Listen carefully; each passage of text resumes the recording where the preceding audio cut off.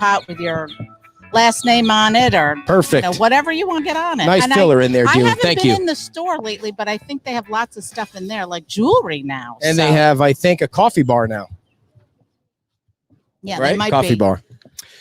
All right. So thank you again to John from the Army Corps of Engineers. And now our second guest, ladies and gentlemen, is a local author. And the book that the first time I heard about our next guest was when he was at the Fort Myers Beach Public Library, and he was doing a book signing. Steve McGuire is here. And the name of the book was Prior Restraint. And it sounded kind of interesting to me because those are the kinds of books that I read. And I contacted the folks at the library, and in a roundabout way, we have Steve come on, and he's going to talk about his book. And the even more interesting thing about it, Steve, and sometimes she just likes to get up and walk and leave the show, is you're going to get nice and close with the microphone, is that your book is, first of all, your background as you're a federal judge from Washington, D.C., and you are now retired and living in Naples. And the book is about media. I don't want to give away too much. I've never actually did a whole review of a book so I want to be careful not to give away where people don't purchase the book. But it has to do with the local media, the media being killed because of free speech that's trying to be squashed. So the name of the book is Prior Restraint. Before we get into the book, which I read the day before yesterday, and yesterday it took me 2 days. And into the early wee morning hours. I could not sleep at all, so I got to finish it last night, and I certainly won't give away the ending. Let's talk about your life. You are a federal judge.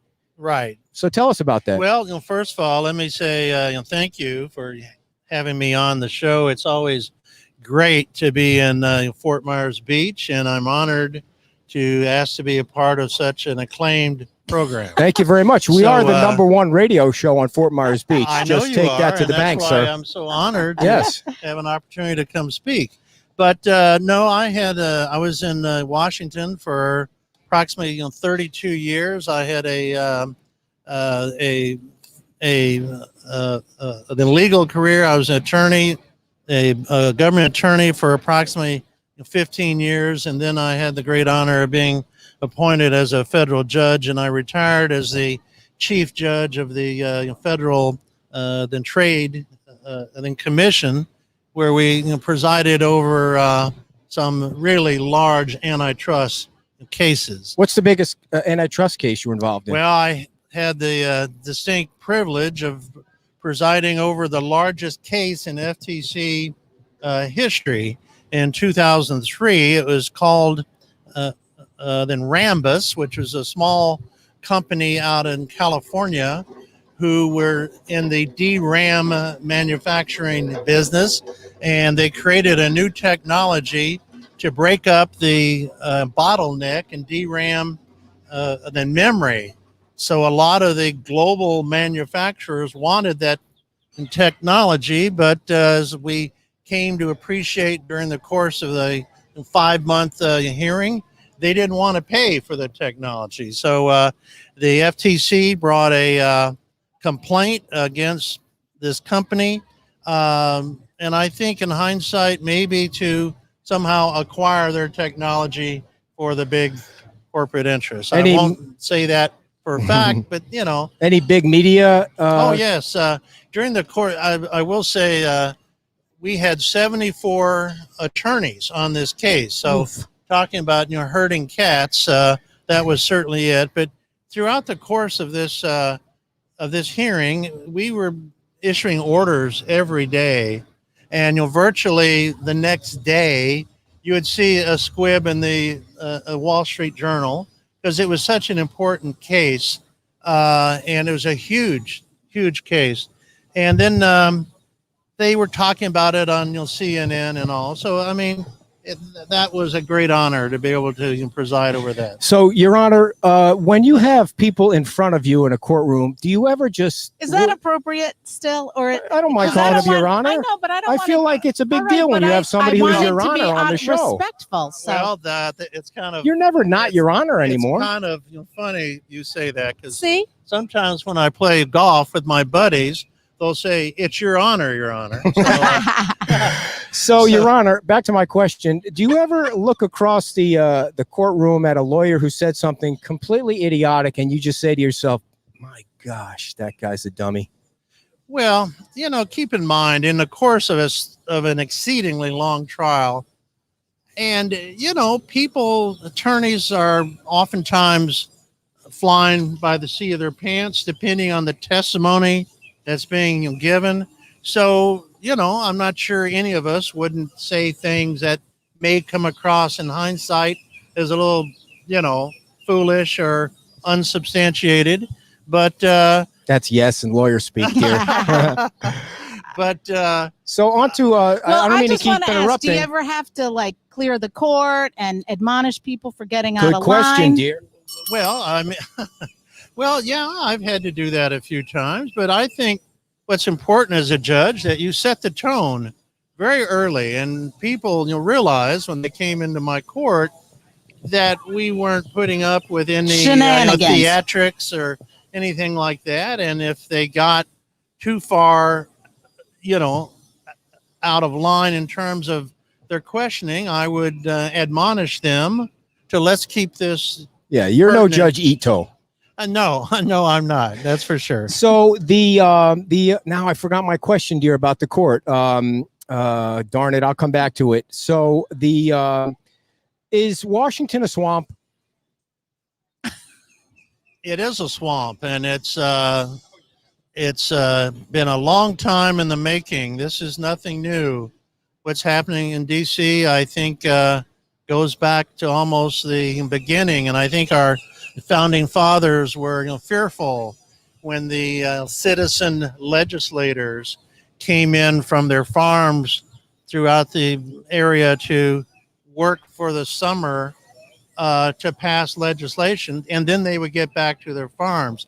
But I think the founding fathers were concerned that once they were able to have access to the federal treasury, that it would become more problematic. And I think that's where we see it very much today. And people ask me, what is it about politics? And I always say, well, you've heard the expression, the art of politics. And people believe, and the politicians propound the notion that they're working on behalf of their constituents. But in reality, oftentimes, if not most of the time, they're working on behalf of their corporate sponsors. And many times those two interests are not cohesive. So what is your personal opinion on the Supreme Court and this discussion of stacking the Supreme Court? It seems like recently with these unanimous decisions, the court is trying to send a message to the politicians that, hey, we don't need you getting involved. The number is right. Even though there's Democrats and Republicans, we can still come together and make the right decision. And you guys need to stay out of it. That's why it was developed this way. That's exactly right. And we've had instances throughout our history where the court has been one-sided either way, but we still managed to function. Once the court system in this country becomes then politicized, we've lost a great deal of our freedoms. So the Supreme Court still is the last the bastion of freedom in this country. And so I think it's important that regardless of who might be on the court at any given time, that we support, again, the founding fathers' vision of how this country should be operating. And that is on the basis that we want to be a country where the individual is acknowledged and not the government. What is your personal opinion on the media? Well, I don't know if it's my personal opinion as much as it is just an observation. I think most of us realize, and irrespective of one's political bent, I think the media tends to be very one-sided. Not always, but oftentimes. And I think it's incumbent upon the citizenry to stay informed. And I don't mean just by watching your favorite news show at night. The internet's a great thing. There's a lot of access to alternative ways to acquire information. And the best way to preserve freedom is to stay informed and then stand up for what you believe. And I think part of the problem that we're facing is that people aren't making decisions for themselves anymore. They're just echoing maybe what they hear on TV and radio. So I think, again, we're going back to these freedoms. Freedom of speech is obviously a very important thing, and it's being impinged upon. I agree. And I think we need to stand up. I mean, everybody, it doesn't matter what your political perspective is, but in order to have a free society, we need to be able to have access to all points of view. Your Honor, in your opinion, do you think that it was wise for Alex Jones to be canceled and for Donald Trump to be canceled and for whatever reasons, politics aside, the social media groups got to pick Trump because his term was retiring and they were all done with him. Again, that's just my opinion. And then Alex Jones, certainly a crazy kook, but you think that was the right thing for those folks to do? Well, of course not. Anytime you suppress thought, regardless of whether it's popular or it's in the minority, you've harmed everyone. I mean, people need to be exposed to a universe of thought and be free to decide for themselves what they believe to be true. And so anytime someone is banned, doesn't matter whether it's Trump or anyone, on your social media, if you say certain things, you might be deleted. Mm-hmm. We have now something in this country and on the books called hate speech. So now you may not even be free to say something without some kind of consequence. So again, I think we're talking about basic freedoms that we've enjoyed in this country for 250 years. And the fact that I believe, and I think a lot of people believe, again, doesn't matter what your political persuasion is, but freedom is based on having choices and having the luxury of being informed on a whole panacea of thought. I'm sorry, dear, but you correct me if I'm wrong. I wanted to ask something about the book. I'll let you have a couple. Yeah. We're we're segueing into the book. Don't worry about it. So, Your Honor, remember. Were you prepared for all of this?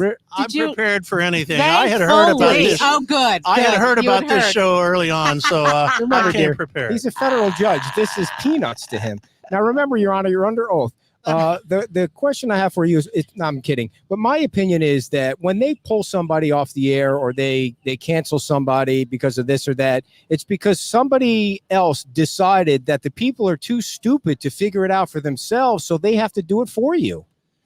Well, I think the real perspective is they want to keep the public stupid.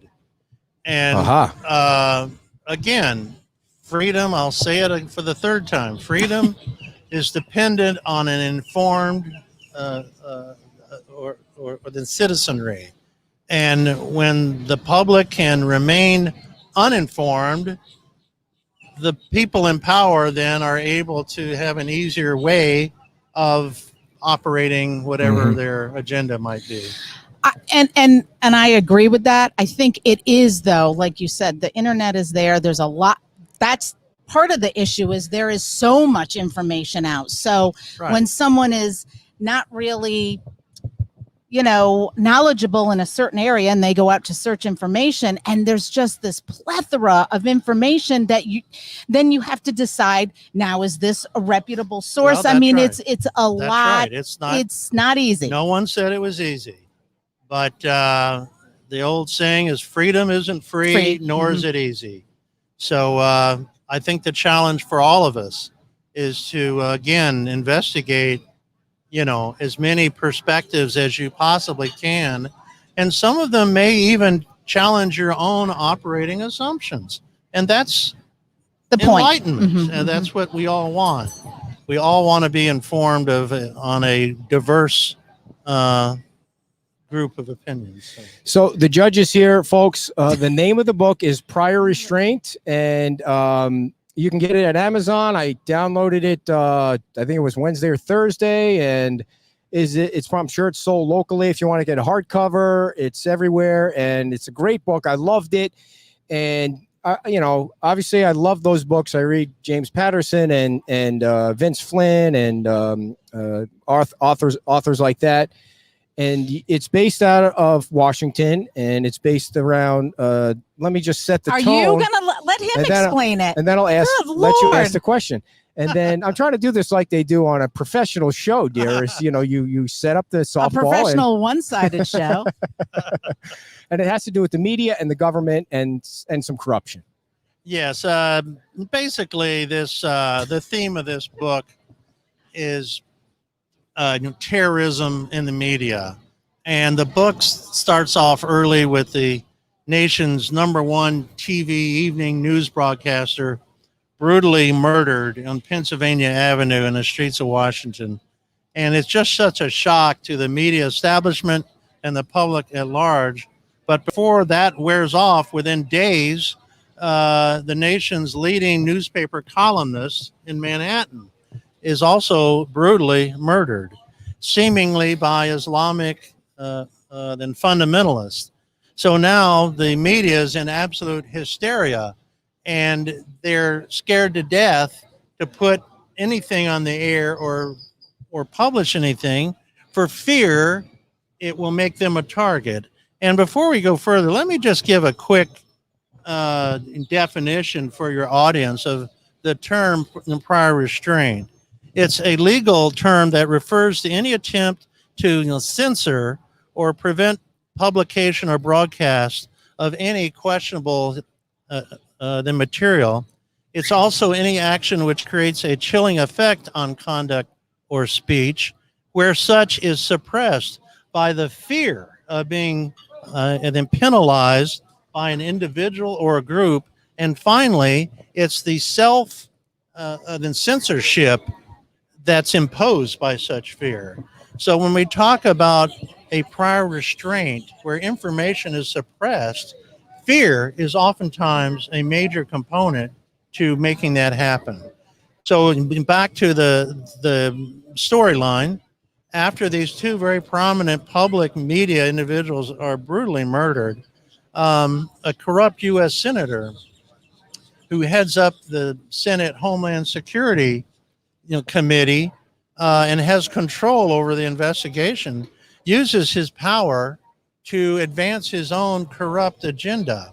So sort of the second and underlying theme of the book is how power and greed operate in Washington. Mm-hmm. So I take the reader behind closed doors in the cloakroom off the Senate, in the senator's chambers with his chief of staff, where he lays out, and the dialogue is such where it's clear how things really work in order to get things done.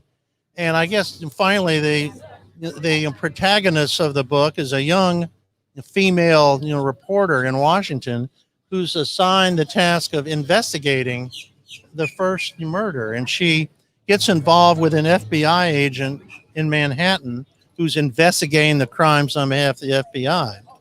And they compare notes, and she's very intelligent and very perceptive. And she begins to see things that no one else sees. And pretty soon she gets too close to the truth. And now her life is in jeopardy. And you don't know till the last page or two of the book how it all comes together. But we introduced several very intriguing, characters and interesting twist at the end, which I really liked. That was very cool. Now, dear, I'll forget questions. Okay. He said a lot that I want to make sure I don't forget. Now, as you're a judge in Washington, D.C., are you taking notes about what's going on, saying to yourself, when I retire, I'm writing a book? No. Okay. So this was completely after you retired. Sure. This is all in my mind. It's my experience. Just like you had your experience in this business, you've come to have certain perspectives on Yeah. how things work. It's the same He thing. couldn't do it though because No. his memory is so Oh, bad. He okay. wouldn't Well, remember. But so You how- might need to have That's a right. legal pad around. Yeah. How much truth is in what you've written? Well, truth is in the eye of the beholder. Not in lawyer speak, please. So people in our audience and myself can understand. I think there's quite a bit of truth Very nice. in the overall content. It's not to say Congress and individual politicians don't do good things for their home constituents, but politics is a power game. It's about power and money. And that's what drives the process in Washington, D.C. And everything else is, it's been described as a game of chess. You trade off moves to get something you want, and someone else will use that to get what they want.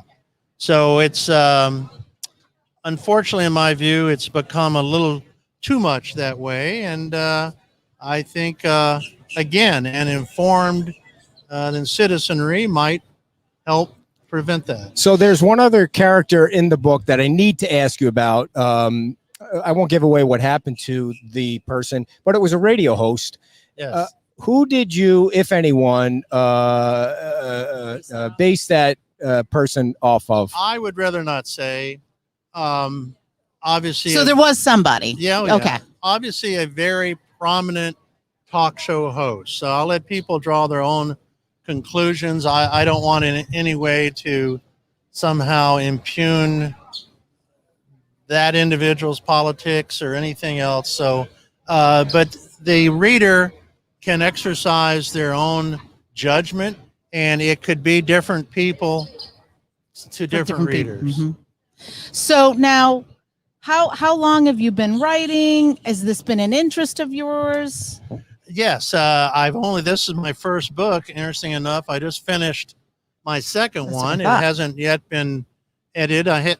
Edited, and I haven't even copyrighted it yet. But it's hopefully going to be on the market within the next short time.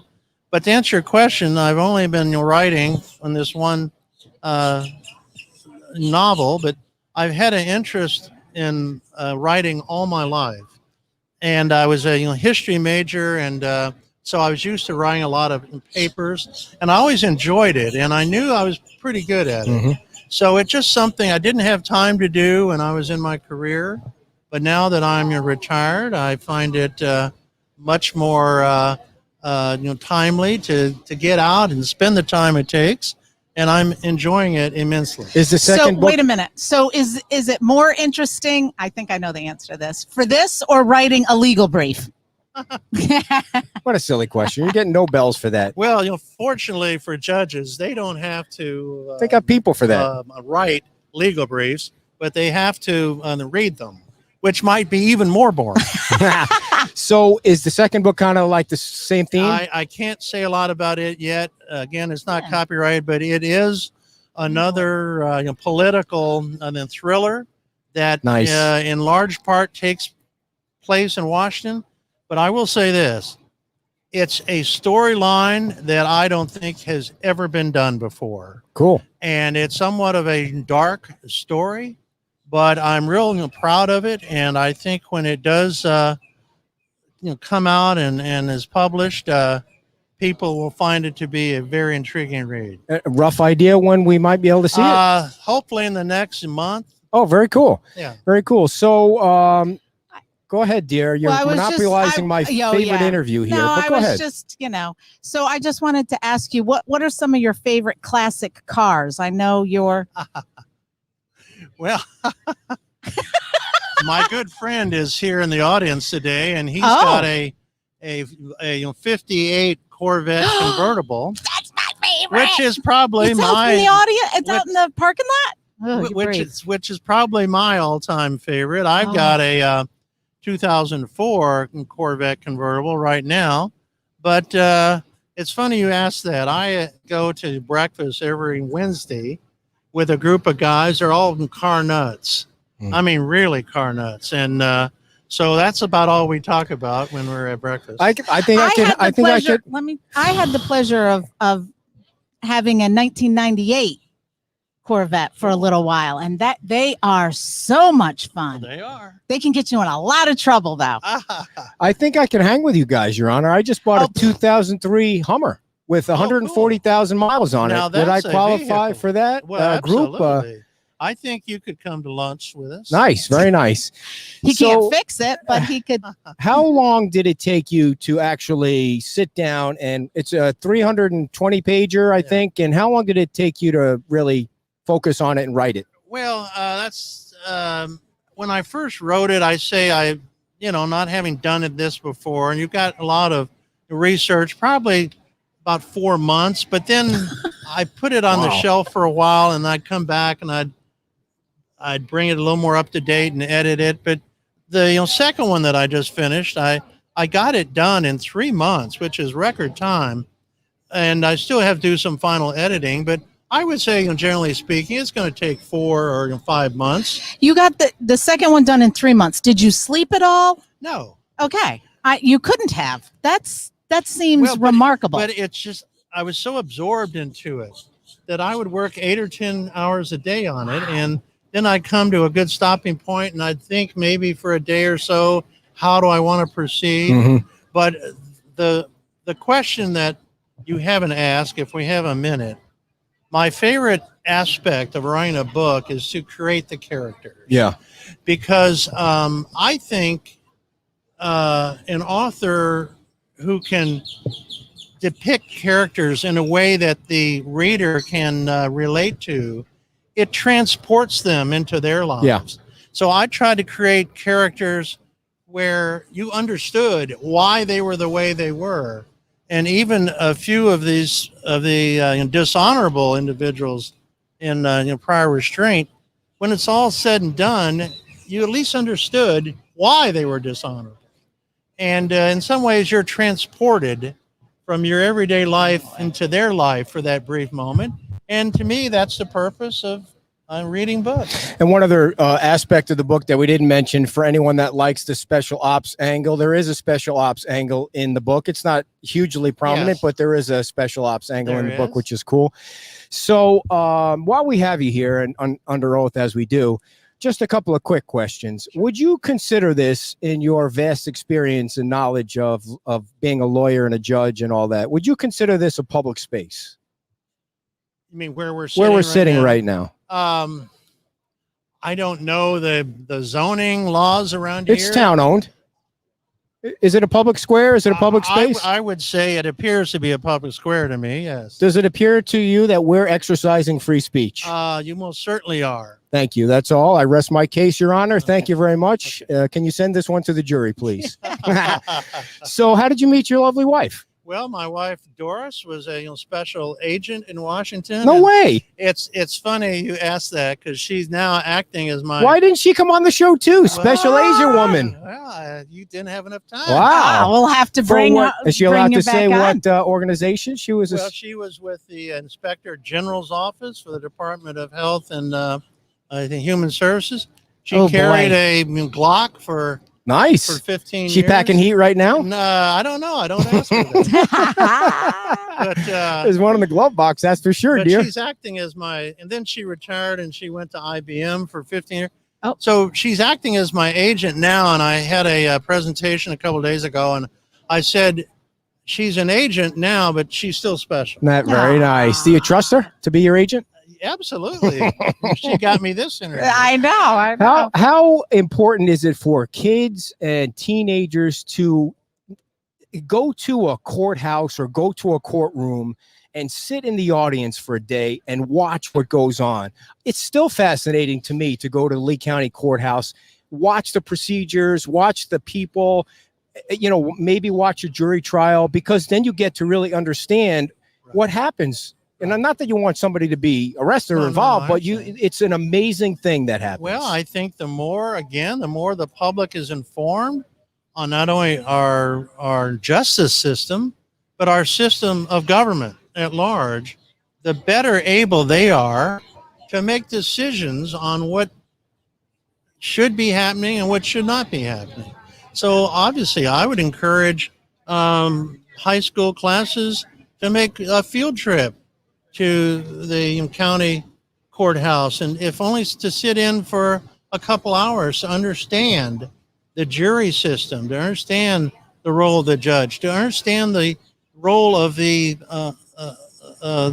defense attorney in, I think, defending, whomever is before the court. And so it's a very informative, and not just informative, but it's almost a basic lesson in patriotism. Right. Well, I know, and when you get called for jury duty, that is what the judge who's sitting there says. I know a lot of you don't want to be here. Don't get up here and say silly stuff to get out, because it is your duty it's your patriotic duty. Yes, and having been at the county one and the federal one, which is much different. Yes. That is a much different that's process. I would encourage everybody to take the opportunity when you get that call and go and do it. Absolutely. And not only that, it's fun. I mean, it's a It great is experience interesting. to be a Yeah. juror. You can't do that now, right? No. No, well, I actually got called for jury duty a couple of years ago, but they didn't go to trial. So, but I would have enjoyed it. Do you believe the jury system is fair? What I don't like is that you have all these jury, what do you call them, consultants that try to manipulate who you can pick and the whole thing. That's and it really seems to get away from what the whole thing was set up to be. Well, I think by and large, the jury system is fair. We can always be cited to examples where maybe there was some bias on behalf of individual jurors, but usually I think a jury somehow comes to a good result in most cases. Do you think OJ did it? You don't have to answer that. We thank you so much for coming on. Will you come back after the next book is out? I would or be happy to. or maybe we could just do the show from your car or drive around and next time though, I'll borrow my friend's car and we can do it. And maybe your wife will come on next time and we can talk about all the people she shot with her Glock and things like that. And you'll have to bring Henry. Oh, you know about Henry? I Great. do. What is Henry, a dog or something? He's our golden retriever. So She does. She does the background checks. She really does. I read the books. She does the background checks. She got me scared now. Well, thank you so much. Thank you so much. The name of the book is Prior Restraint, and it's Stephen McGuire. Get on Amazon right now and buy the book and download it, or get the hard copy wherever you shop for your books. Do people even shop at Barnes & Noble anymore? Who knows? But I'm sure the book is there. If they don't now, they have reason to. Right. Get a cup of coffee and read the book. It's an awesome book, and we appreciate you coming on so much. Thank you for coming on. Thank you so much. A big round of applause from our artificial audience. The name of the book is Prior Restraint, people, and it was really an awesome book. So we thank Stephen for coming on and his wife for taking a bookload of pictures that we hopefully will get a bunch. Thank you so much. Former federal judge from Washington, D.C., and we really appreciate the time you spent with us, 30 minutes. All right, folks, before we get to our final two guests of the day, we also have movie trivia coming up at the end of the show. 2 tickets to give away to